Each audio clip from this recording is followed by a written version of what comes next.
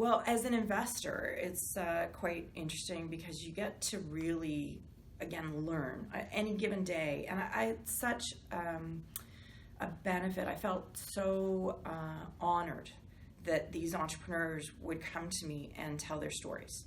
So the biggest thing as an investor was to not really judge the companies, but judge whether we wanted to be an investor in them. But I felt very lucky, very honored and that I could learn all these businesses and meet these entrepreneurs. I mean, these are people who dream up things in their showers and in eating breakfast and have such passion around the problems they're trying to solve.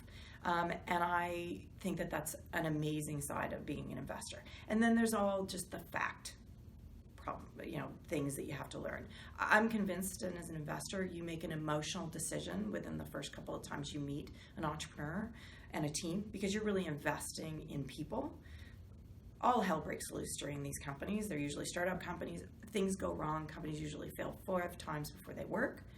But you believe in those people, and you invest in those people. And then you spend the next 3-4 months, however long, doing due diligence, trying to just figure out the risks and identify the tracks. So for me, being an investor, it was incredibly fun.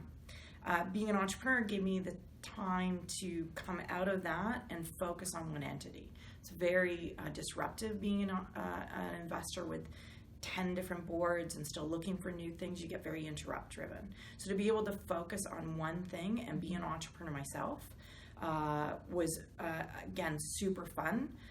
And I could just learn all sorts of different things around that and really understand from both sides of the perspective. Really, to have a good relationship in a company, to get a company to move forward, you have to see things from everybody's perspective. Mm-hmm. So to understand the mechanics on both sides of that transaction and what's a win to everybody is super important.